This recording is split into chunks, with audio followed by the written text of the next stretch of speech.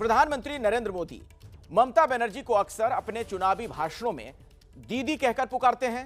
ममता बनर्जी की पार्टी तृणमूल कांग्रेस ने आज इस पर आपत्ति जताई है। टीएमसी का यह आरोप है कि प्रधानमंत्री जिस अंदाज में ममता को दीदी कहते हैं उससे महिलाओं का अपमान हुआ है। दीदी, ओ दीदी, ये दीदी, दीदी, ममता दीदी, ओ ममता दीदी, अब दीदी हम तो हर किसी का भला चाहते हैं। दीदी, दीदी, ओ ममता दीदी। प्रधानमंत्री नरेंद्र मोदी जिस अंदाज में ममता बनर्जी को दीदी बोलते हैं, वो अंदाज ममता बनर्जी की पार्टी के नेताओं को खल गया है। पीएम मोदी बंगाल की हर चुनावी सभा में ममता को दीदी कहकर संबोधित करते हैं। दीदी, ओ दीदी,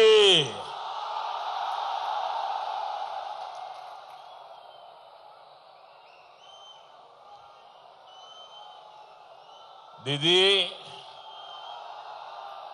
हार आपके सामने है, अब इसे स्वीकार करिए। हुगली के लोगों की ये आवाज सुनिए।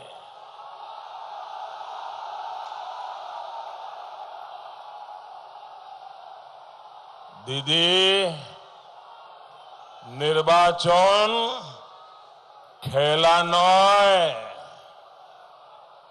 गणतंत्र खेला नय। प्रधानमंत्री का यही अंदाज तृणमूल कांग्रेस के नेताओं को अखर रहा है। टीएमसी की महिला नेताओं ने प्रेस कॉन्फ्रेंस कर कहा है कि पीएम जिस भाषा में बात कर रहे हैं वो महिलाओं का अपमान है। मंत्री, देश के प्रधानमंत्री, इस राज्य के मुख्यमंत्री जिसको सब बहुत स्नेह से दीदी बोलते हैं, उस दीदी शब्द को किस तरीके से जो है हम लोग बंगाली में बोलते हैं टोन मारना या टिटकरी मारना या कमेंट देना जिसको कहते हैं, और कहते हैं दोबारा मुझे ये कहने में भी शर्म होती है जिस तरीके से, जिस अंदाज में दीदी, ओ दीदी, जिस तरीके से दीदी आप कहाँ हैं, दीदी आप सुन रहे हैं ना, ओ दीदी, इस शब्द को इस तरीके से प्रयोग करके दीदी का अपमान करना पश्चिम बंगाल की महिलाओं का अपमान है, देश के महिलाओं का अपमान है। प्रधानमंत्री नरेंद्र मोदी आमतौर पर अपनी रैलियों में ममता बनर्जी का नाम सीधे नहीं लेते हैं। वो अक्सर उनके काम की आलोचना करते वक्त उन्हें दीदी कहकर पुकारते हैं। दीदी,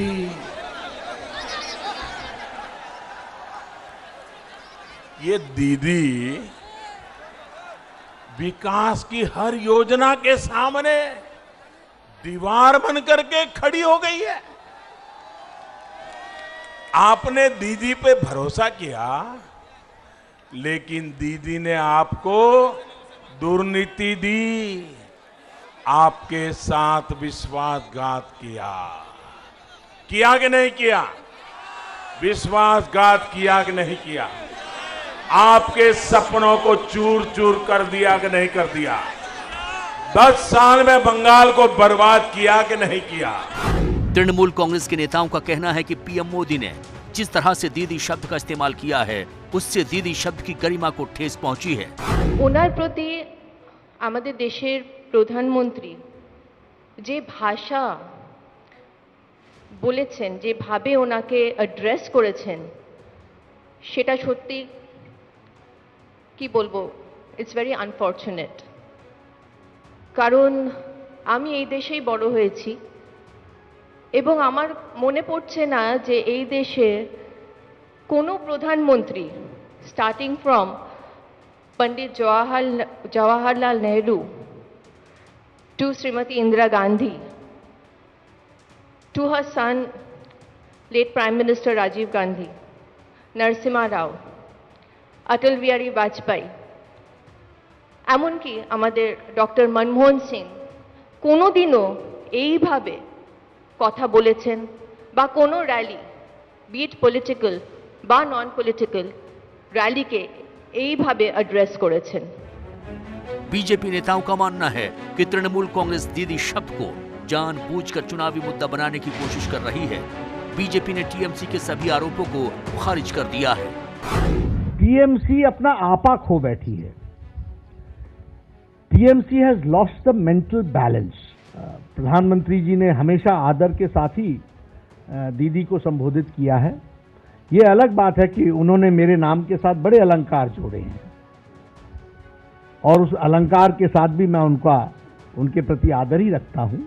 अब कई बार लोग मैच हारने लगते हैं तो कोई ताली पीट देता है तो उससे लड़ने लग जाते हैं कि ताली क्यों पीट रहे हो। तो ये ऐसा ही कुछ है। इसमें किसी भी चीज़ की या गरिमा कहीं पर भी खराब होती है? बिल्कुल भी नहीं। ये तो प्यार का शब्द है और प्रधानमंत्री जी तो इतने प्यार से उन्हें दीदी कह रहे हैं और वहीं पर जहां ममता बनर्जी उन्हें राक्षस, दैत्य, खूनी इस तरह के शब्दों का प्रयोग करती है। मगर आप देखिए भाजपा जाकर के ना डेफेमेशन फाइल करता है, बिकॉज हमें पता है कि जिन लोगों ने अपना दिमागी संतुलन खो दिया है उनके लिए कुछ भी कहना व्यर्थ है। पश्चिम बंगाल में आमतौर पर महिलाओं को दीदी कहकर पुकारते हैं। पिछले 1 महीने से पीएम मोदी भी ममता बनर्जी को हर रैली में किसी न किसी बात पर दीदी कह ही देते हैं। ये बंगाल के लोगों का स्वाभिमान है दीदी। बंगाल के लोग पैसे लेकर के रैली में जाते हैं ये कहकर आपने बीजेपी को नहीं, मोदी को नहीं, आपने बंगाल की जनता का अपमान किया है और इससे बड़ा अपमान नहीं हो सकता।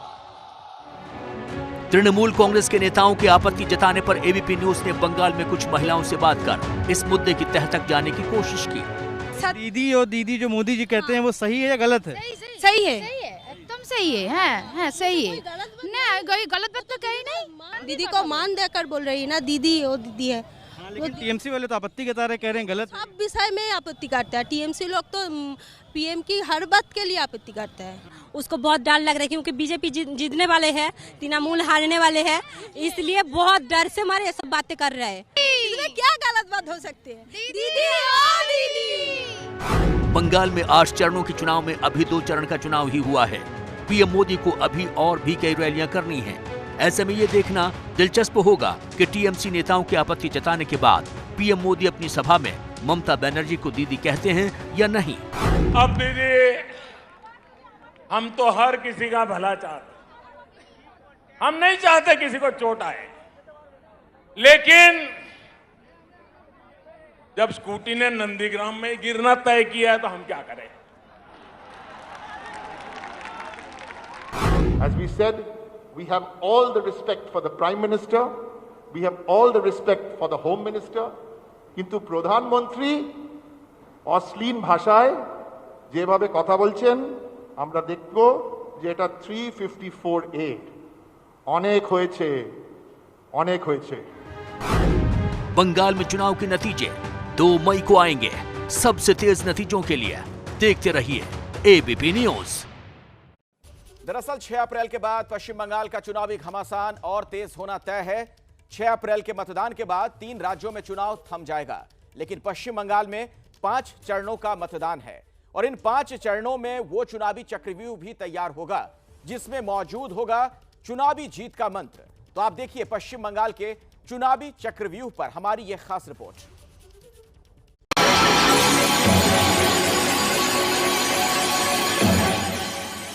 पुराने दौर में सेनाएं मैदान जंग में अपनी व्यूह रचना करती थी। पौराणिक मान्यता के मुताबिक महाभारत के युद्ध में भी चक्रव्यूह रचा गया था। चक्रव्यूह घूमते चक्र की तरह सैनिकों की एक ऐसी व्यूह रचना मानी जाती है जिसमें अंदर जाने का रास्ता तो होता है लेकिन बाहर निकलने का नहीं। मान्यता के मुताबिक अर्जुन पुत्र अभिमन्यु ने भी महाभारत युद्ध में कौरवों का रचा चक्रव्यूह भेद दिया था, लेकिन वो इससे बाहर नहीं निकल सके।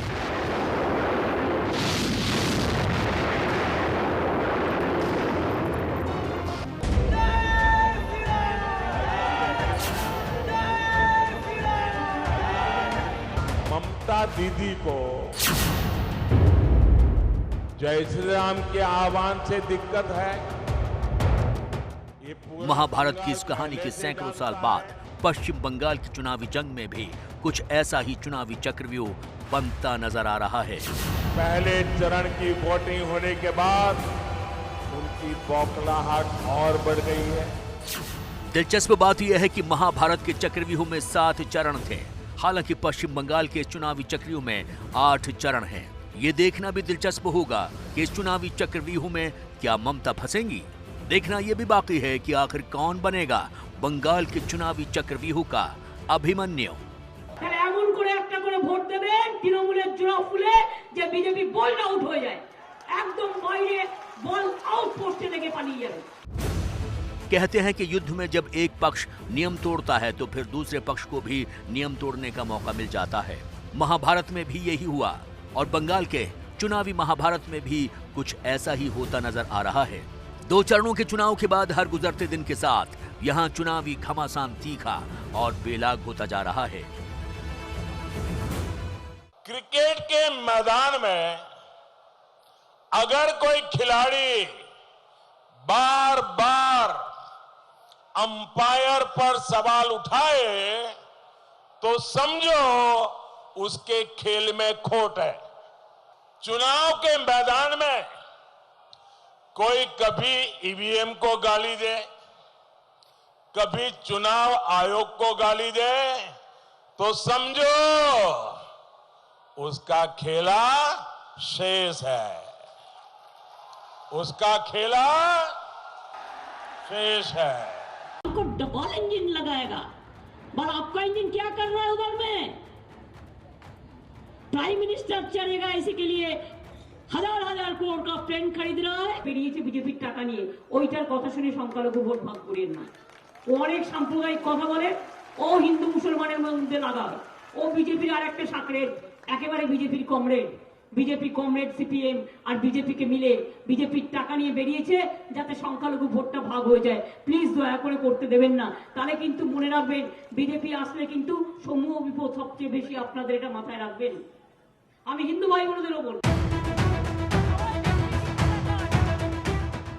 साल 2019 के लोकसभा चुनाव में पश्चिम बंगाल की 42 में से 18 सीटें जीतकर बीजेपी यहां एक ताकत के तौर पर उभरी है और यही वजह है कि ममता को मात देने के लिए बंगाल में प्रधानमंत्री मोदी ने जहां खुद मोर्चा संभाल रखा है, वहीं ममता पर सीधे और तीखे हमले तेज कर दिए हैं। दीदी, निर्वाचन खेला नय, গণতন্ত্র খেলা নয়। গণতন্ত্র হলো মানুষের সেবার পথ, গণতন্ত্র হলো মানুষের উন্নতির পথ। आप ये सब भूल गई दीदी, भूल गई।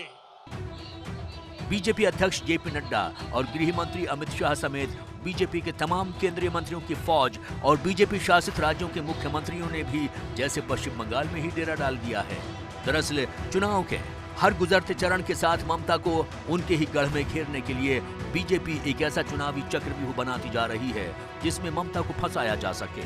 6 अप्रैल को तीसरे दौर के मतदान के साथ ही जब बाकी 3 राज्यों केरल, तमिलनाडु और असम में चुनाव खत्म हो जाएंगे, तब पश्चिम बंगाल में चुनावी नगाड़े और तेज हो जाएंगे।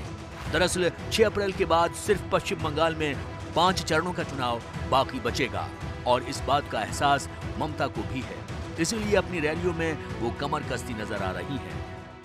एक तरफ है बीजेपी, तो बीजेपी का जो average percentage of vote Bengal में था, ये था बहुत सारे दिन तक हमने देखा कि 4% 6% के आसपास। तो 2011 में 2016 में बीजेपी को 10% वोट मिला, 2019 में ये वोट चला गया 39% पे। सो बीजेपी अभी पूरा बंगाल में मेन फोर्स बन चुका है। तृणमूल का अगर कोई ऑल्टरनेटिव है तो बीजेपी ही है।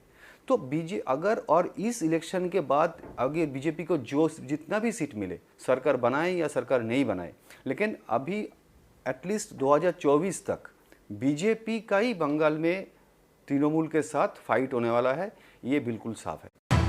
पश्चिम बंगाल के चुनाव में आखिरी 5 चरणों में ज्यादातर उन सीटों पर वोटिंग होनी है जहां ममता बनर्जी मजबूत स्थिति में रही हैं। उत्तर और दक्षिण 24 परगना, मुस्लिम बहुल मुर्शिदाबाद और मालदा के अलावा कोलकाता और हावड़ा जैसे शहरी इलाके ममता बनर्जी का गढ़ माने जाते रहे हैं।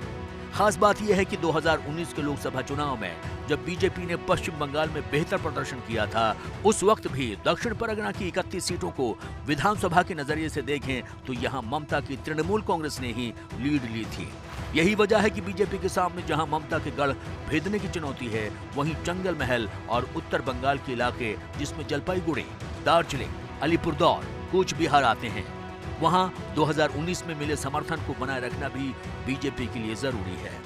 हावड़ा, उत्तर 24 परगना और दक्षिण 24 परगना, ये जो 4 जिला है तृणमूल कांग्रेस का गढ़ माना जाता है। 2019 के लोकसभा चुनाव में भी इन 4 जिलों में तृणमूल कांग्रेस ने शानदार प्रदर्शन किया था और इस बार भी 10 अप्रैल यानी कि चौथे चरण के चुनाव से कोलकाता, हावड़ा और उत्तर 24 परगना के कई सीटों पर चुनाव होना है और दक्षिण 24 परगना के बाकी सीटों पर भी 10 अप्रैल या फिर उसके आगे चुनाव होना है। तो इसीलिए शायद बीजेपी ने भी अपने बड़े नेताओं को इन 4 जिलों में बार बार भेज रहा है ताकि तृणमूल कांग्रेस को घेरा जा सके।